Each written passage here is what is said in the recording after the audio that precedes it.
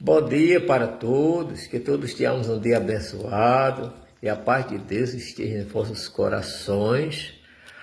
E o nosso comentário bíblico de hoje está no livro de 2 Crônicas, capítulo 10, o versículo 8. Versículo 8, que diz: porém ele deixou o conselho que os anciãos lhe deram e teve conselho com os jovens que haviam crescido com ele e estavam perante ele. Então, meus amados irmãos, aqui nós vemos uma das partes mais importantes da Bíblia, da cronologia bíblica, a história que fala do rompimento ou da divisão do reino de Israel. O reino de Israel, que até o governo de Salomão era um governo unido, porém com a morte de Salomão, seu filho Roboão passou a reinar no seu lugar.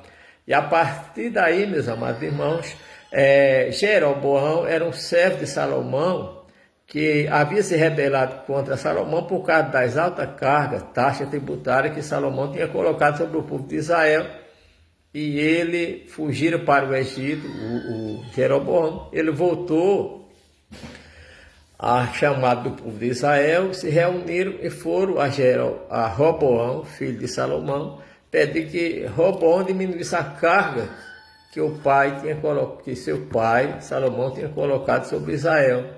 E eles disseram que se Roboão fizesse isso, eles estavam prontos a servir a Roboão.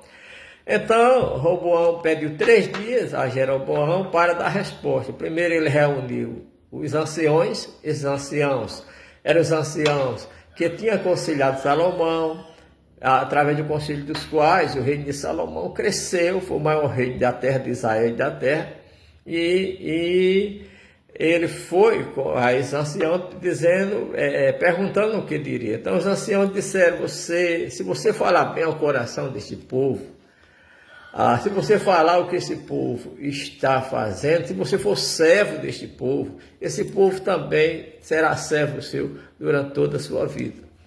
Mas ele deixou o conselho dos anciões, e ele foi para os jovens com os quais ele vivia, que estavam ao redor dele, e os jovens disseram o contrário: não, nada disso. Diga a ele que se o jugo do seu pai castigou ele com ferro, você vai castigar ele com escorpiões. E diga a ele que o dedo mínimo seu é mais pesado do que o seu polegar. Então, quando Jeroboão voltou, essa foi a resposta de Roboão, né? E aí Jeroboão, quando viu isso juntamente com Israel, disse: para a tua casa, Israel, que temos nós com o filho de Davi, né? Então, a partir daí, houve o rompimento. 11 tribos de Israel formaram a tribo do norte, com a capital em Samaria, e uma tribo só, que é a tribo de Judá, ficou servindo a Roboão, filho de Salomão, porque Deus já tinha dito que ia rasgar o reino de Israel, né? Mas ele ia deixar sempre uma tribo com Israel, com Salomão, por causa do pacto que ele tinha feito com Davi, seu pai, né?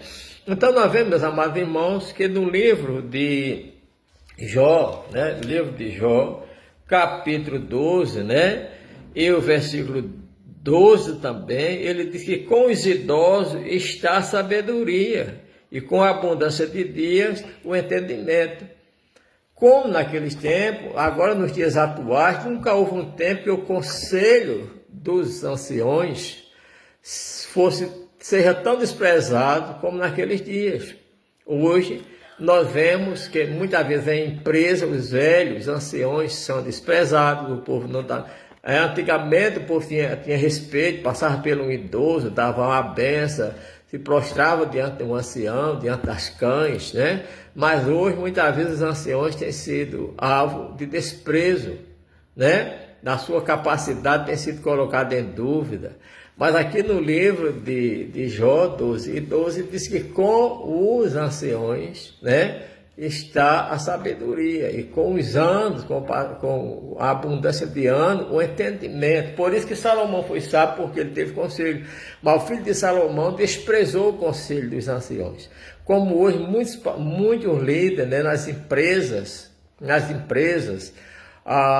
E até nos ministérios também, tem desprezado o conselho dos anciões. Muitas vezes é contrário da igreja